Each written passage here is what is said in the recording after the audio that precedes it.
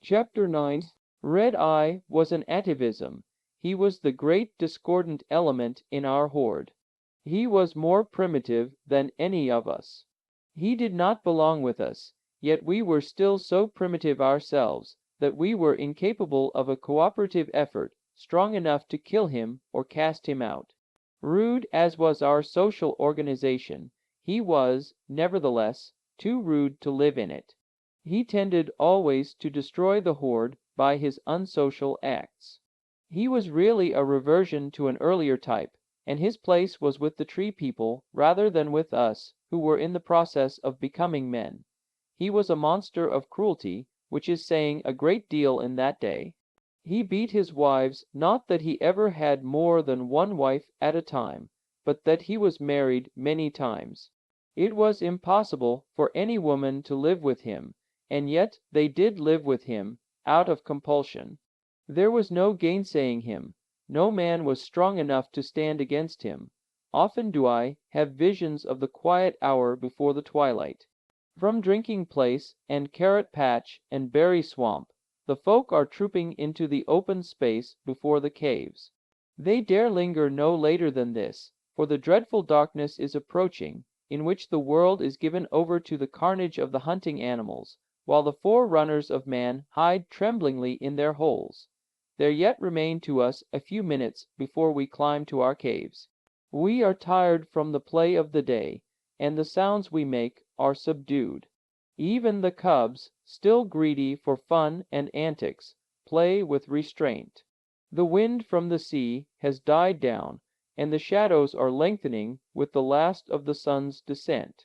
And then, suddenly, from Red Eye's cave, breaks a wild screaming and the sound of blows.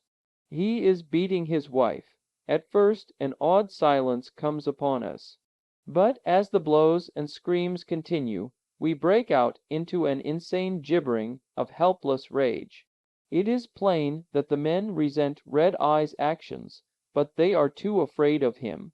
The blows cease, and a low groaning dies away, while we chatter among ourselves, and the sad twilight creeps upon us. We, to whom most happenings were jokes, never laughed during Red Eye's wife beatings. We knew too well the tragedy of them. On more than one morning, at the base of the cliff, did we find the body of his latest wife. He had tossed her there, after she had died, from his cave mouth. He never buried his dead. The task of carrying away the bodies, that else would have polluted our abiding place, he left to the horde. We usually flung them into the river below the last drinking place. Not alone did Red Eye murder his wives, but he also murdered for his wives in order to get them. When he wanted a new wife, and selected the wife of another man, he promptly killed that man. 2 of these murders I saw myself. The whole horde knew, but could do nothing. We had not yet developed any government, to speak of, inside the horde. We had certain customs, and visited our wrath upon the unlucky ones who violated those customs thus. For example, the individual who defiled a drinking place would be attacked by every onlooker, while one who deliberately gave a false alarm was the recipient of much rough usage at our hands. But Red Eye walked roughshod over all our customs, and we so feared him that we were incapable of the collective action necessary to punish him. It was during the 6th winter in our cave that Lop Ear and I discovered that we were really growing up. From the first, it had been a squeeze to get in through the entrance crevice. This had had its advantages, however. It had prevented the larger folk from taking our cave away from us. And it was a most desirable cave, the highest on the bluff, the safest, and in winter the smallest and warmest. To show the stage of the mental development of the folk, I may state that it would have been a simple thing for some of them to have driven us out and enlarged the crevice opening. But they never thought of it. Lop Ear and I did not think of it either until our increasing size compelled us to make an enlargement. This occurred when summer was well along, and we were fat with better forage. We worked at the crevice in spells, when the fancy struck us. At first we dug the crumbling rocks away with our fingers, until our nails got sore, when I accidentally stumbled upon the idea of using a piece of wood on the rock. This worked well, also it worked woe. One morning early, we had scratched out of the wall quite a heap of fragments. I gave the heap a shove over the lip of the entrance. The next moment there came up from below a howl of rage. There was no need to look. We knew the voice only too well. The rubbish had descended upon Red Eye. We crouched down in the cave in consternation. A minute later he was at the entrance, peering in at us with his inflamed eyes and raging like a demon. But he was too large, he could not get into us. Suddenly he went away. This was suspicious. By all we knew of folk nature, he should have remained and had out his rage. I crept to the entrance and peeped down. I could see him just beginning to mount the bluff again. In one hand he carried a long stick. Before I could divine his plan, he was back at the entrance and savagely jabbing the stick in at us. His thrusts were prodigious. They could have disemboweled us. We shrank back against the side walls, where we were almost out of range. But by industrious poking, he got us now and again cruel, scraping jabs with the end of the stick that raked off the hide and hair. When we screamed with the hurt, he roared his satisfaction and jabbed the harder. I began to grow angry. I had a temper of my own in those days, and pretty considerable courage, too, albeit it was largely the courage of the cornered rat. I caught hold of the stick with my hands, but such was his strength that he jerked me into the crevice. He reached for me with his long arm, and his nails tore my flesh as I leaped back from the clutch and gained the comparative safety of the side wall. He began poking again, and caught me a painful blow on the shoulder. Beyond shivering with fright and yelling when he was hit, Lop Ear did nothing. I looked for a stick with which to jab back, but found only the end of a branch, an inch through and a foot long. I threw this at Red Eye. It did no damage, though he howled with a sudden increase of rage at my daring to strike back. He began jabbing furiously. I found a fragment of rock and threw it at him, striking him on the chest. This emboldened me, and besides, I was now as angry as he, and had lost all fear. I ripped a fragment of rock from the wall. The piece must have weighed 2 or 3 pounds. With my strength I slammed it full into Red Eye's face. It nearly finished him. He staggered backward, dropping his stick, and almost fell off the cliff. He was a ferocious sight. His face was covered with blood, and he was snarling and gnashing his fangs like a wild boar. He wiped the blood from his eyes, caught sight of me, and roared with fury. His stick was gone, so he began ripping out chunks of crumbling rock and throwing them in at me. This supplied me with ammunition. I gave him as good as he sent, and better, for he presented a good target, while he caught only glimpses of me as I snuggled against the side wall. Suddenly he disappeared again. From the lip of the cave I saw him descending. All the horde had gathered outside, and in awed silence was looking on. As he descended, the more timid ones scurried for their caves. I could see old Marrowbone tottering along as fast as he could. Red Eye sprang out from the wall and finished the last 20 feet through the air. He landed alongside a mother who was just beginning the ascent. She screamed with fear, and the 2-year-old child that was clinging to her released its grip and rolled at Red Eye's feet.